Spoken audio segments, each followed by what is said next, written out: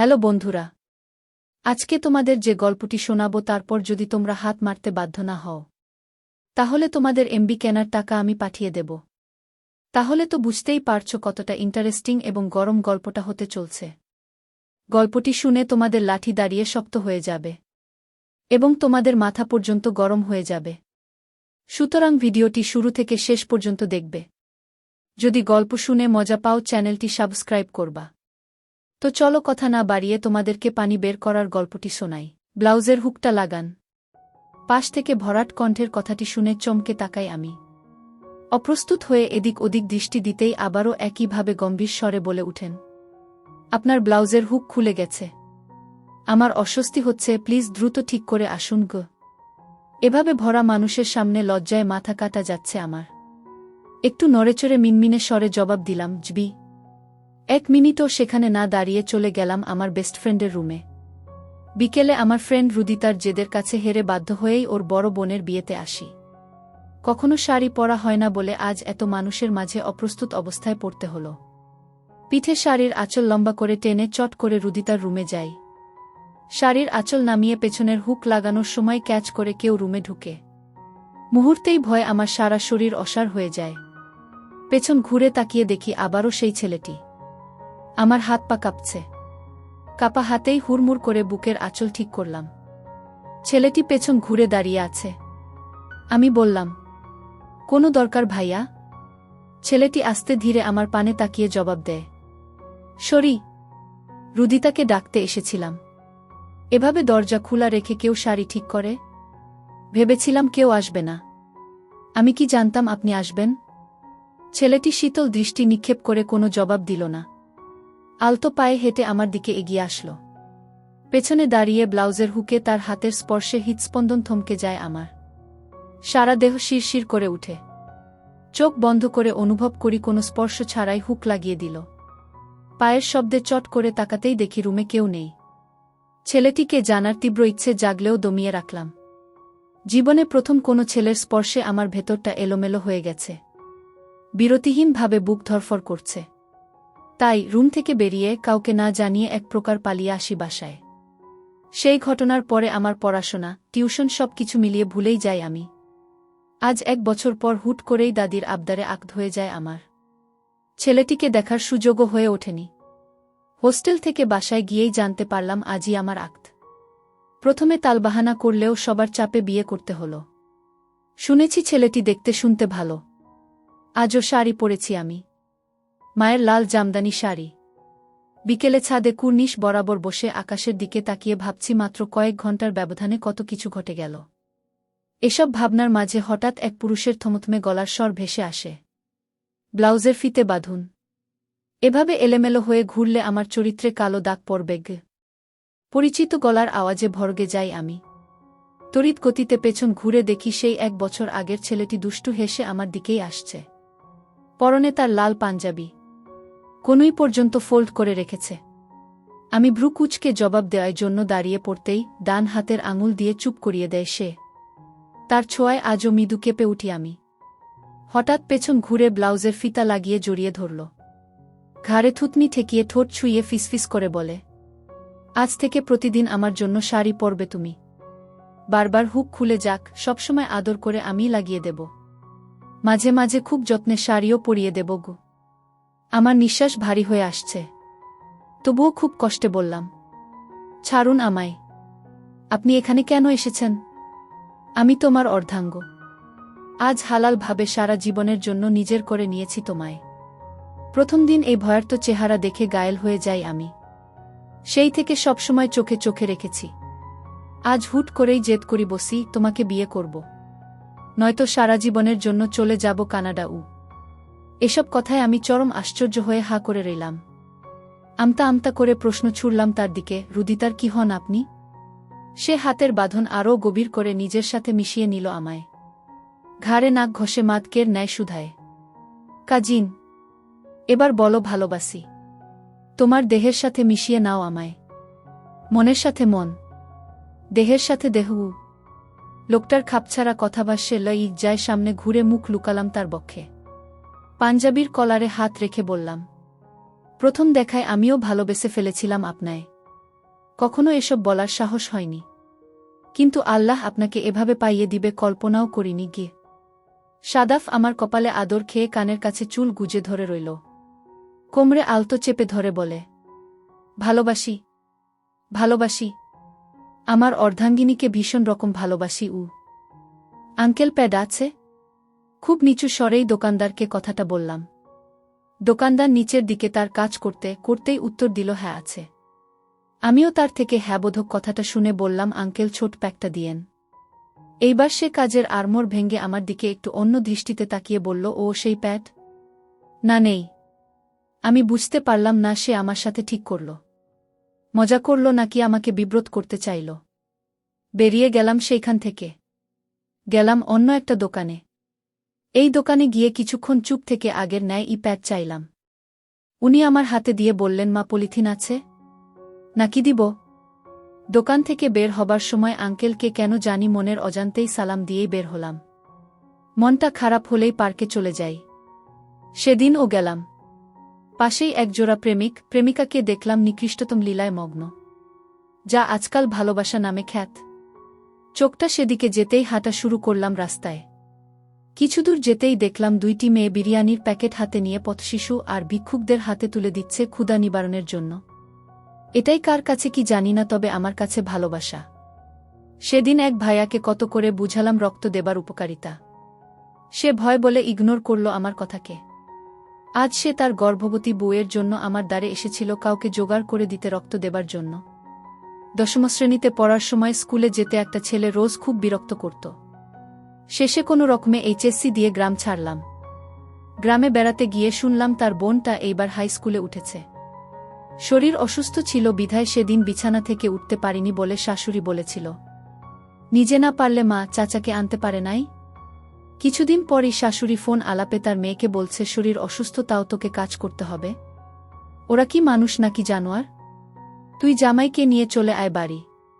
চিপসের প্যাকেট হাতে নিতেই পাশে থাকা চাচাতো বোনকে দেখে আম্মুকে বলি তাকে ও একটা দিতে। আম্মু চোখ গরম দিয়ে ভিতরে চলে যায়। সেদিন ছোট কাকি অনেক ধরনের ফাস্ট ফুড নিয়ে ঘরে ঢুকে যায়। তা দেখে আম্মু বলে, দেখ দেখ কি আক্কেল, সামনে তোরা আসিস দেখে ও তার হাতে তোদের একটা দেবার আক্কেল হলো না। রাত জেগে জেগে পর্ণ দেখা ছেলেটি সকালে তার বোন স্কুলে মাথায় ওড়না না দিয়ে যেতে রেগে আগুন হয়ে যায়। বিকেলেই বাজারে গিয়ে বোরকা কিনে মায়ের হাতে এনে দিয়ে বলে, কাল থেকে স্কুলে বোরকা পরেই যেন যায়। এটাই বাস্তব। প্রতিনিয়ত এগুলার সম্মুখীন হই আমি, আপনি, সর্বোপরি আমরা সকলেই। কথায় কথায় বলি, দৃষ্টিভঙ্গি বদলাম জীবন বদলে যাবে। তবে প্রশ্ন একটাই, কতটুকু বদলাতে পেরেছি আমাদের দৃষ্টিভঙ্গি? নাকি আদৌ চেষ্টা করেছি তা? একটা মেয়ে আমার গায়ে হাত দিয়েছে। আমি দৌড়ে কোনোমতে বেঁচে এসেছি। আমাকে কাঁদতে দেখে বাবা এসে জিজ্ঞেস করল, কি হয়েছে বাবা? আমি কথা বলতে পারছি না। কি যে খারাপ লাগছে, সারা শরীর কেমন ঘিন ঘিন করছে। মেয়েগুলি এমন কেন? ঠিক। বাবা আমার পাশে বসে গায়ে আলত করে হাত রেখে বলল, কি হয়েছে বলতো? আমি কাঁদতে কাঁদতে বললাম, আমার গায়ে হাত দিয়েছে বাবাগু। এ সময় মা এসে বলল, কোনো আক্কেলে তুই এমন পোশাক পরে বাইরে গেলি? বাবা বলল, 3/4 আর গেঞ্জি খারাপ পোশাক। ঠ্যাং বের করা পোশাক পরলে মেয়েরা তো এমন করবেই। সেদিন থেকে আমি আর 3/4 পরে বের হই না। আজ বাবার সাথে বাজার থেকে ফিরছি। গলির মাথায় 3টা মেয়ে দাঁড়িয়ে আছে। আমাকে দেখে বলল, দেখ মালটা কি জোশ। আরেকটা মেয়ে বলল, বাপটাও খারাপ না। আমরা দ্রুত হেঁটে চলে এলাম। বাসায় এসে দেখি পাশের বাসার সালমা খালা এসেছে। আমাকে দেখে বলল, আপা, ছেলেরে এসব কি কাপড় কিনে দিয়েছেন?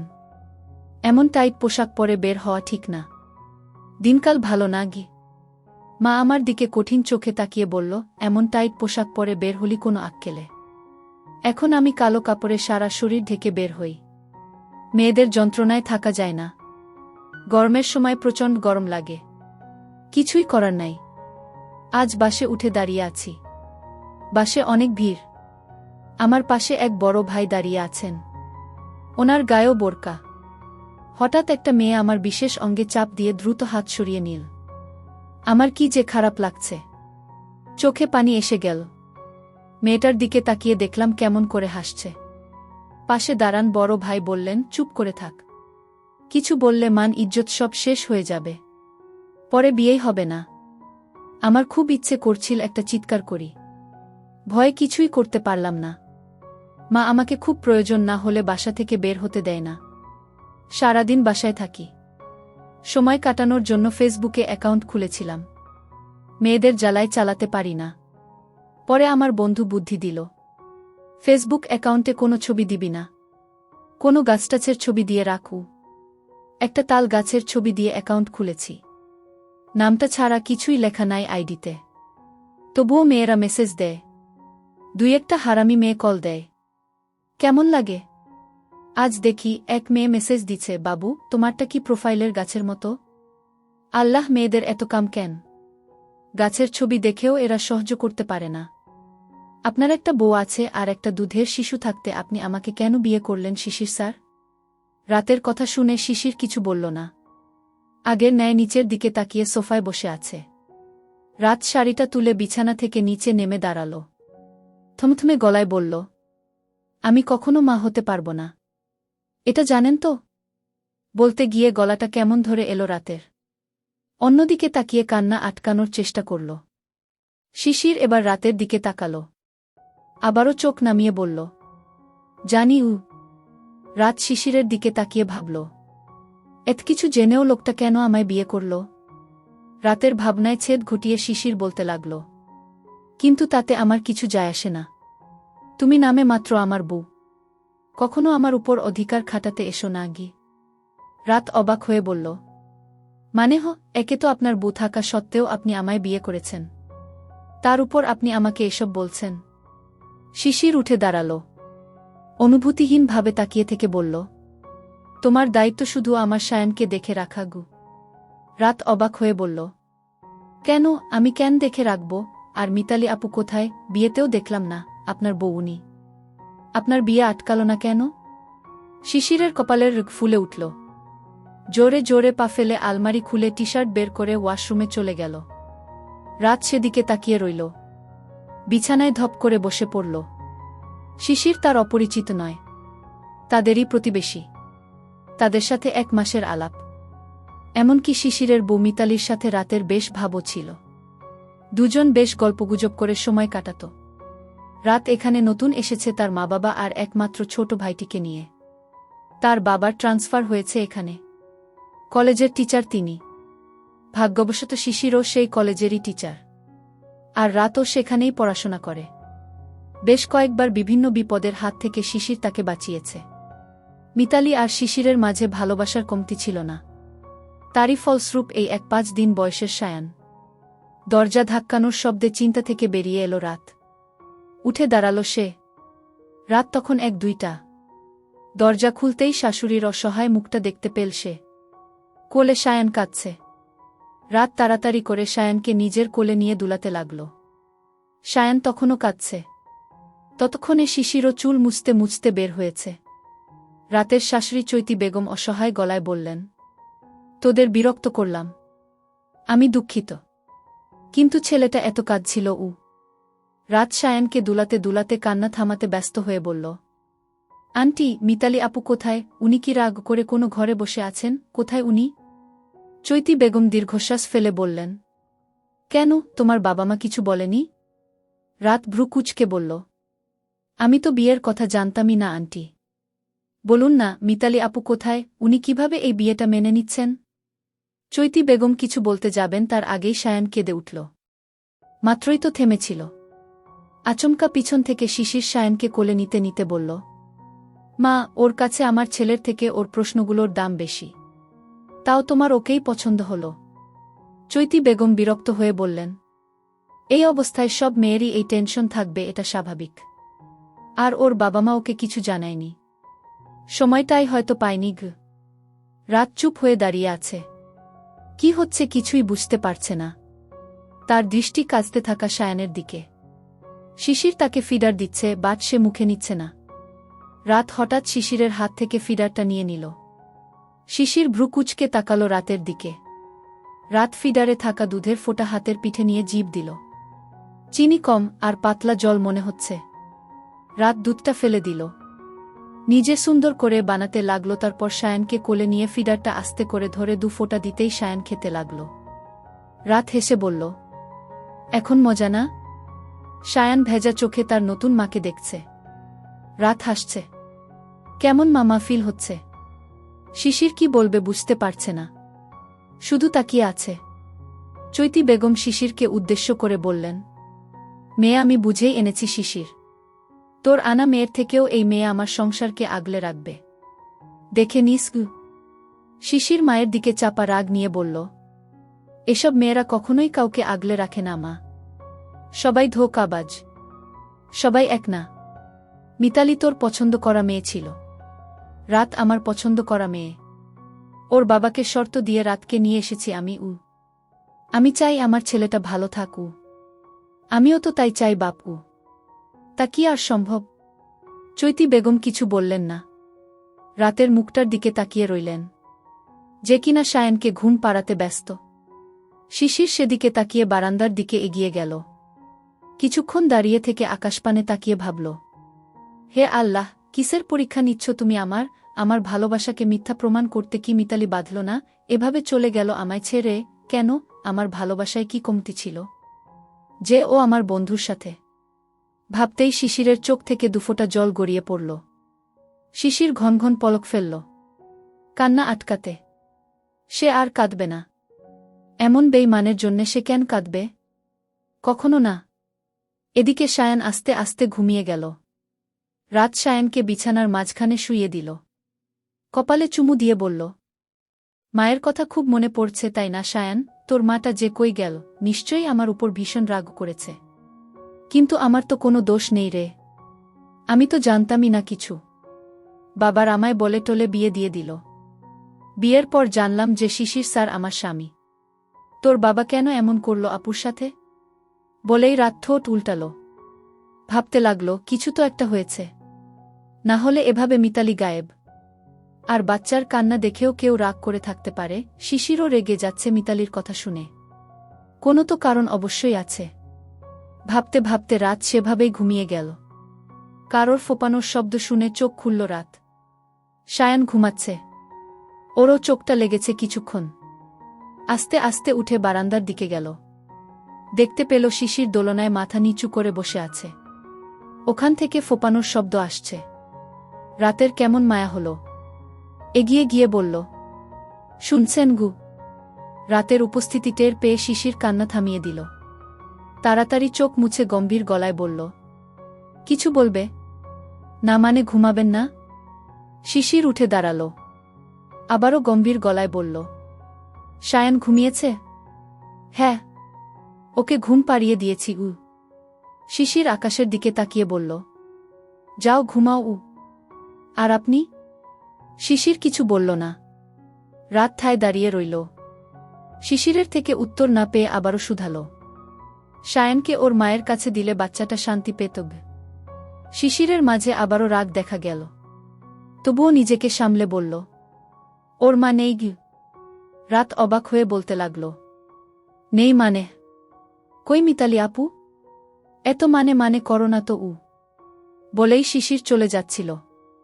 আচমকা রাত পিছন থেকে হাতটা টেনে ধরে বলতে লাগল, অনেক হয়েছে, এবার একটু দয়া করে বলবেন প্লিজ, মিতালি আপু কোথায়? উনি কিভাবে বিয়েটা মেনে নিচ্ছেন? শিশির রেগে হাতটা ছাড়িয়ে দাঁতে দাঁত চেপে বলল, নেই, ও চলে গেছে, পালিয়ে গেছে অন্য ছেলের সাথে। আরও কিছু? রাত স্তব্ধ হয়ে দাঁড়িয়ে রইল। এই কথাটা সে আশা করেনি। এজন্যই কি শিশির কাঁদছিল? আর মিতালি কিভাবে পারল এভাবে দুধের বাচ্চাকে রেখে চলে যেতে? আর শিশিরই বা কেমন? রাতকে বিয়ে করে নিল। শিশির চলে যেতে নিলেই রাত বলে উঠল, আমাকে কেন বিয়ে করলেন? আমার জীবনটা নষ্ট করার কি খুব প্রয়োজন ছিল? শিশিরের ভীষণ রাগ উঠে গেল। এমনিতেও সে ভীষণ রাগী মানুষ, তার উপর রাতের এত প্রশ্ন। সে এবার রেগে বলতে লাগল, তোমার মতো বন্ধা মেয়েকে যে বিয়ে করেছি তাই তো অনেক। বলো যে তোমার জীবন বাঁচিয়ে দিয়েছি। মিতালি একটা ঠক প্রতারক, তাই চলে গেছে। এটা জানানোর পরও এত প্রশ্ন কেন তোমার? তোমার বিয়ে হবে না জেনেই তোমার বাবা আমার মায়ের প্রস্তাব মেনে নিয়ে তোমার সাথে আমার বিয়ে দিতে রাজি হয়েছেন। তার মধ্যে তোমার এত দেমাগ থাকবে কেন? তোমাকে এনেছি আমার ছেলের দেখাশোনার জন্যে। ব্যাস এতটুকুই। এর চেয়ে বেশি কিছু করতে চেয়েও না গে। বলেই শিশির সেখান থেকে চলে গেল। রাতের চোখ থেকে পানি অঝরে ঝরছে। সে কোনোদিন মা হতে পারবে না, কথাটা জানার পর একটা রাতও যায়নি যেদিন সে কাঁদেনি। কিন্তু আজ শিশিরের কথাগুলো তার বুকে লেগেছে। সে তো কখনো এসব কথা শুনেনি। তবে কি এভাবেই শিশির তাকে সারাটা জীবন শুনিয়েই যাবে? মিতালি কি তাকে এই ফ্যাসাদেই আটকিয়ে চলে গেল? কি হতে চলেছে রাত আর শিশিরের জীবনে? দুজনেই বয়ে চলেছে হাজারো কষ্ট। শিশিরের এই কষ্টের মাঝেই রাত নিজের সুখের অস্তিত্ব খুঁজে জায়গা করে নিতে পারবে তো?